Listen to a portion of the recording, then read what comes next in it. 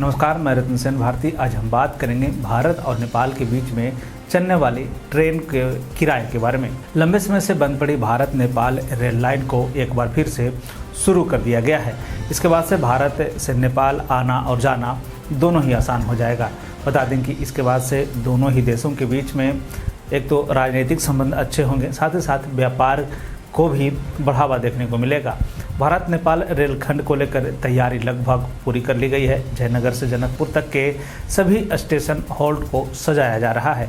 भारत और नेपाल के बीच चलने वाली इस ट्रेन की दूरी 34.09 किलोमीटर की होगी।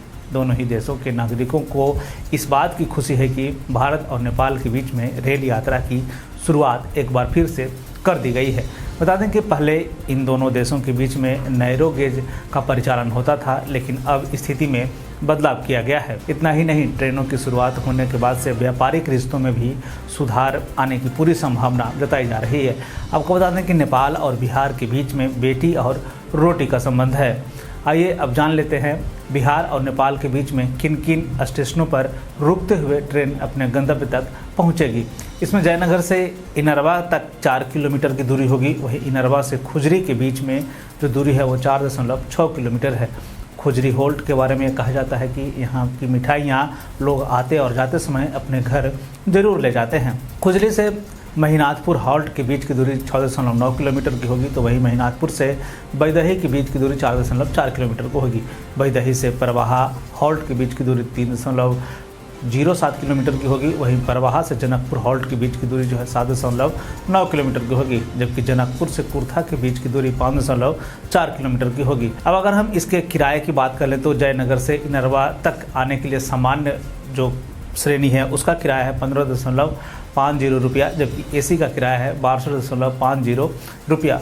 यह किराया भारतीय रुपया के हिसाब से होगा, ना कि नेपाली रुपया के हिसाब से। इसके अलावा अगर हम बात करें तो बाज खजूरी तक, अगर हम जयनगर से बाज खजूरी तक जाने का जो सामान्य किराया होगा वह 15.60 रुपया से लेकर, वहीं अगर हम एसी की बात कर लें तो 78.125 रुपया देना होगा। जयनगर से महीनाथपुर तक का जो सामान्य किराया है वह 21.87 रुपया है, तो वहीं एसी में इसका सफ़र करने में 109.75 रुपये आपको देने होंगे। जयनगर से बैदही तक का जो सामान्य किराया होगा 28.125 रुपया है, जबकि एसी का किराया जो है 140.60 रुपया है। वहीं जयनगर से परवाहा तक के सामान्य किराया जो है 34.375 रुपया है, जबकि एसी का किराया जो है 171.8 रुपया है।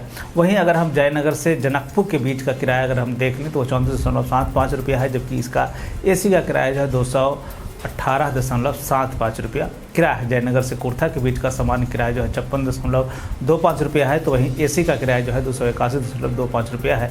ऐसे में अगर आप रेल के माध्यम से नेपाल जाना चाहते हैं तो आप इस दौरान जो है रेलवे का आनंद उठा सकते हैं। यह बिहार के नागरिकों के लिए जितना आरामदायक होगा, उतना ही यह भारत और नेपाल के व्यापार संबंधों के लिए भी उतना ही अच्छा होगा। भारत और नेपाल के बीच परिचालन शुरू होने के बाद से 3 अप्रैल से यह कहा जा रहा है कि टिकट की सुविधा जो है वह बहाल कर दी जाएगी।